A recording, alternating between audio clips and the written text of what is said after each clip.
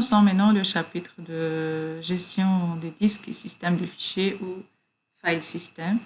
Même si pour l'utilisateur, le système de fichiers Unix, l'Unix apparaît comme une seule arborescence globale, en fait, il est constitué de plusieurs arborescences ou bien sous-arborescences qui sont rassemblées lors du démarrage de ce système. Donc, en démarrant le système, avec une opération qui s'appelle le montage, on relie plusieurs arborescences et sous-arborescences pour donner à l'utilisateur l'impression qu'il est en train de manipuler ou bien une seule arborescence. Alors, ces différentes sous-arborescences sont appelées le file system ou un système de fichiers. Vous pouvez trouver cette appellation qui est anglo-saxonne de file system, même dans une documentation française. Sans problème, si vous trouvez système de fichiers aussi, ça correspond à la même chose. Donc un file system, il correspond à une structure physique précise qui est installée sur une partie de l'espace disque. Et plusieurs types de file system sont disponibles selon les versions de Unix ou bien les distributions Linux. Et nous allons détailler par la suite les différents types de file system qui peuvent exister. Donc, d'abord, parlons un petit peu des commandes de base qui permettent de manipuler les fichiers et les dossiers dans une arborescence du système de gestion de fichiers. Et bien sûr, c'est un rappel parce que la majorité de ces commandes, vous les connaissez déjà et on les a déjà manipulées. Donc, la fameuse commande ls qui permet de lister l'arborescence. Donc, en faisant ls successivement, on peut voir notre position depuis la racine jusqu'à notre fichier ou répertoire en cours. La fonction du affiche une arborescence avec sa taille. La commande find, il permet de rechercher des fichiers avec des actions selon ses options. La commande rm, il permet la suppression des fichiers ou bien des répertoires. La commande cp, il permet de faire la copie. La commande chmod, on a vu que c'est une commande de changement de droit. La commande chgroup, ça permet de changer le groupe de propriétaires. Et la commande chown aussi, on a vu que c'est une commande qui permet de changer de propriétaire. Et bien sûr, tout ce qu'on a vu en matière de gestion des utilisateurs, ils ont un lien permanent avec la gestion des file systems, puisque comme vous avez vu, donc on a passé une bonne partie de cette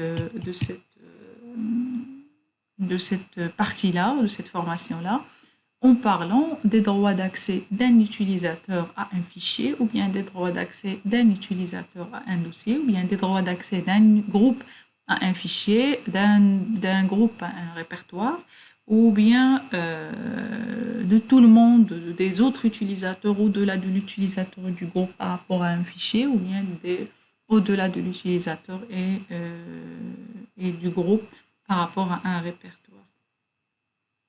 Donc, la première des choses à retenir, c'est le nom de votre partition. Donc, le nom de votre partition, donc on a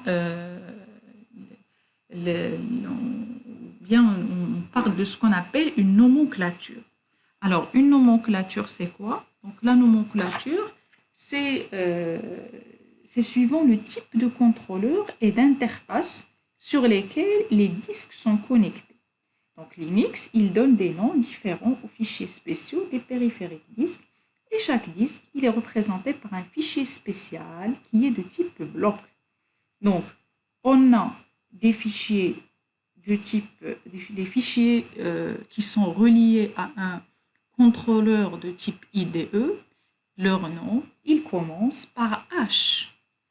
Et les fichiers qui sont reliés à des contrôleurs de type SCI, SCA, SAS, Fiber Channel, USB, Fireware, et ce sont des fichiers qui commencent avec un petit s minuscule.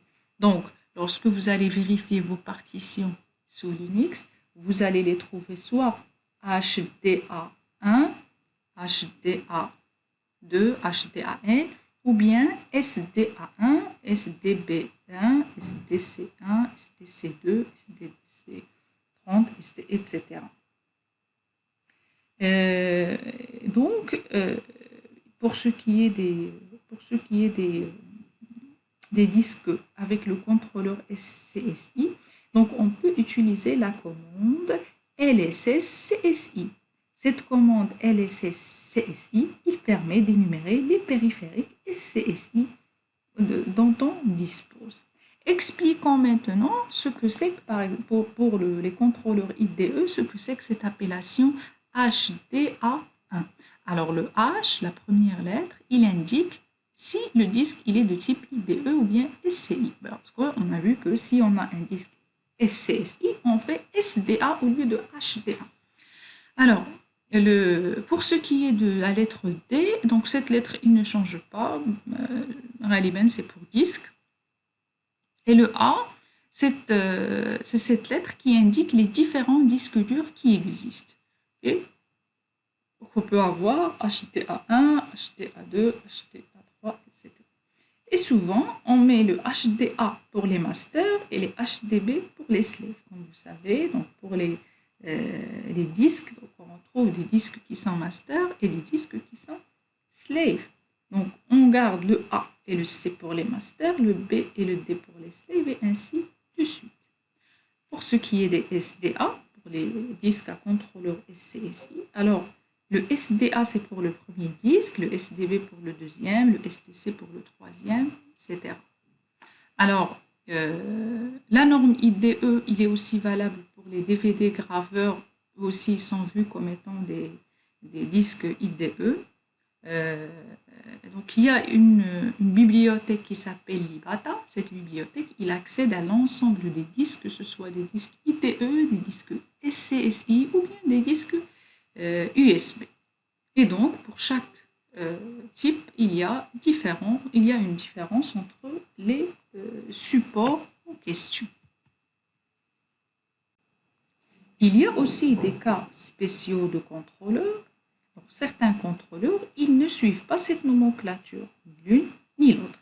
C'est par exemple le cas de certains contrôleurs RAID matériels.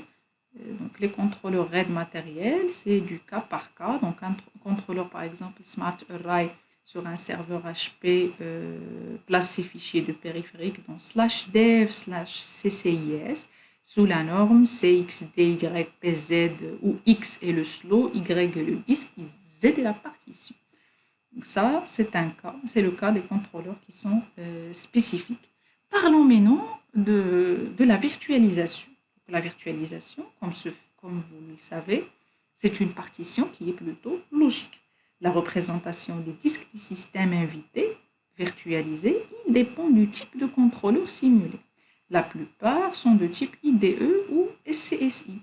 Et dans les deux cas, bien souvent avec la bibliothèque qu'on a citée, la Libata, ils sont vus comme du SCSI. Par contre, certains systèmes comme les KVM, ils proposent de la paravirtualisation. Donc, la paravirtualisation, il offre un contrôleur spécifique présentant les disques sous le nom VDX, Virtual Disk X. Donc, vous allez trouver pour la virtualisation VDA, VDB, VDC, etc. etc. Donc, ça, c'est en ce qui concerne la virtualisation. Il y a aussi les Storage Area Network. Généralement, c'est un stockage qui est particulier, ce qu'on appelle du multipathing. Donc, les disques raccordés via un SAN ou par ICSI sont vus comme des disques aussi SCSI. Et ils conservent cette nomenclature de STA1, STA2, etc. Donc, pour les systèmes de gestion des chemins multiples, ils se placent par-dessus et ils fournissent d'autres noms. Donc, dépendamment des contextes, il y a plusieurs cas. Donc, par défaut, l'Unix pour les multipaths, il les nomme MPath 0, MPath 1, MPath 2, etc.